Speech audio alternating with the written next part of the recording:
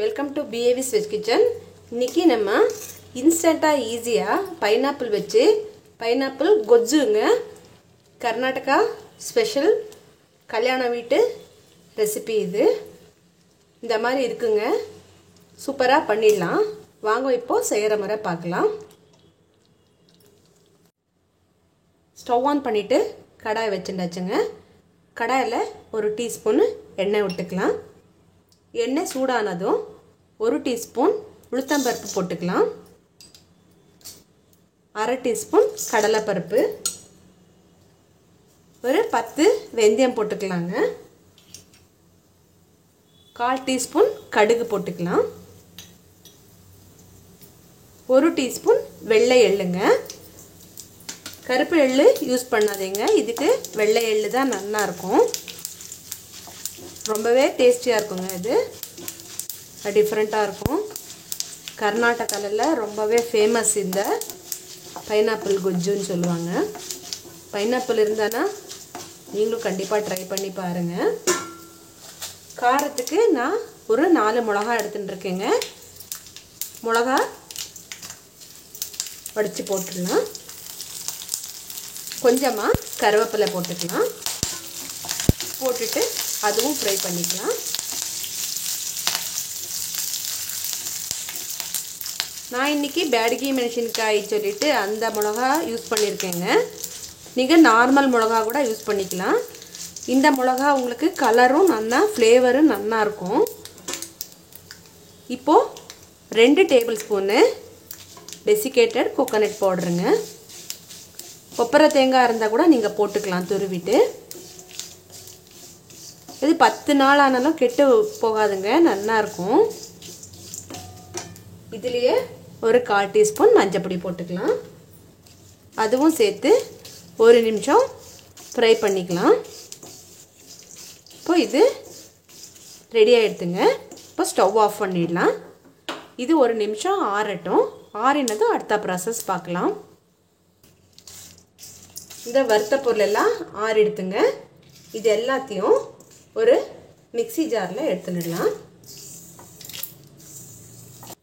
இந்த வறுத்த பொருள் எல்லாத்தையும் ஒரு மிக்ஸி ஜாரில் எடுத்துட்டாச்சுங்க.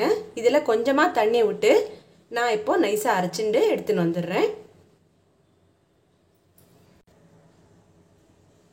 இந்த மாதிரி நைஸாக அரைச்சி எடுத்து வச்சுட்டாச்சுங்க. இப்போ அடுத்த ப்ராசஸ் பார்க்கலாம். ஸ்டவ் ஆன் பண்ணிவிட்டு கடாயை வச்சாச்சுங்க. ஒரு டேபிள் ஸ்பூனு எண்ணெய் விட்டுக்கலாம். எண்ணெய் சூடானதும் 1/4 டீஸ்பூன் கடுகு போட்டுக்கலாம்.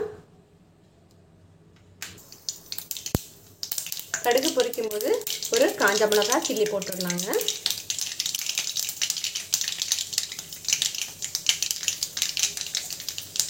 கொஞ்சமாக கருவேப்பிலை போட்டுக்கலாம். 1/4 டீஸ்பூன் பெருங்காயம் போட்டுக்கலாம். இப்போது ஒரு கப்பு பைனாப்பிளுங்க பொடி பொடியாக நறுக்கி வச்சுருக்கேன். இந்த பைனாப்பிளை இதில் போட்டுடலாம்.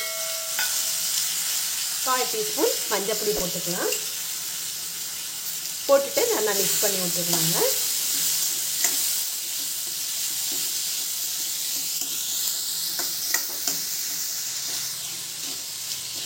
இது எண்ணெயிலேயே தண்ணி விடாமல் வதக்கணுங்க. அதை 2 நிமிஷம் கை விடாமல் வதக்கிக்கலாம். டிஃப்ரெண்ட்டாக இருக்குங்க, ரொம்பவே டேஸ்ட்டாக இருக்கும். நீங்கள் சாதத்தில் பிசைஞ்சு சாப்பிட்லாம். தோசைக்கு, சப்பாத்தி, பூரிக்கு எல்லாத்துக்குமே கூட தொட்டுக்கலாங்க. ஃப்ரிட்ஜில் வச்சுட்டா ஒரு 15 நாள் ஆனாலும் கெட்டு போகாதுங்க, நல்லா இருக்கும், சூப்பராக இருக்கும். 2 ஸ்லைஸ் பைனாப்பிள் இருந்தால் போதுங்க. சூப்பராக இந்த மாதிரி பைனாப்பிள் கொஜ்ஜு கல்யாண வீட்டிலலாம் போடுற மாதிரி சூப்பராக இருக்கும். ட்ரை பண்ணி பார்த்து எப்படி இருந்ததுன்னு சொல்லுங்கள். இந்த ரெசிபி பிடிச்சிருந்தா ப்ளீஸ் ஒரு லைக் போடுங்க. ஃப்ரெண்ட்ஸு ரிலேஷனுக்கு ஷேர் பண்ணுங்கள். இதே மாதிரி இன்ஸ்டண்ட்டாக ஈஸியாக பண்ணுற நிறைய ரெசிபிஸ் நம்ம சேனலில் போட்டிருக்கோங்க. நான் லிங்க் தரேன், நீங்கள் போய் ட்ரை பண்ணி பாருங்கள். இது ஒரு நிமிஷம் வதக்கியாச்சு. ஒரு நெல்லிக்காய் சைஸு புளிங்க ஊற வச்சு கரைச்சி எடுத்து வச்சுட்டுருக்கேன், அதை விட்டுடலாம்.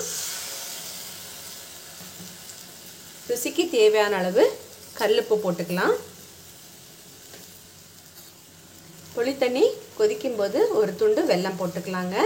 இதுக்கு வெல்லம் போட்டால் தான் ரொம்பவே நல்லா இருக்கும் டேஸ்ட். உங்களுக்கு கண்டிப்பாக போடணும். உப்பு, புளிப்பு, காரம் எல்லாம் போட்டால் தான் உங்களுக்கு இந்த கொஜ்ஜு ரெசிபி ரொம்பவே டேஸ்ட்டாக வரும். ஒரு நிமிஷம் மிக்ஸ் பண்ணி விட்டுடலாம்.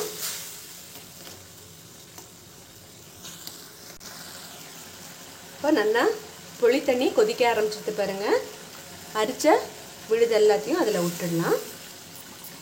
இன்னும் கொஞ்சம் தண்ணி விட்டுட்டு போட்டுடலாங்க.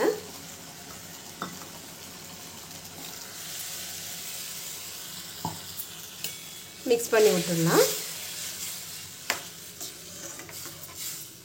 இது நல்லா மசாலா நல்லா கொதிக்கணுங்க. இந்த புளி தண்ணியிலேயே தண்ணி நீங்கள் பார்த்து விட்டுக்கோங்க.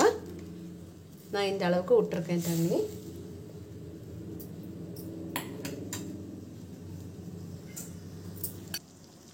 ஒரு நிமிஷம் மூடி வச்சிடலாங்க.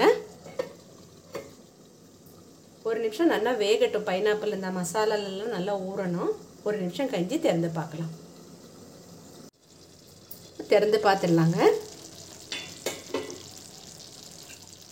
நிமிஷம் நல்லா மிக்ஸ் பண்ணி விட்டுடலாம்.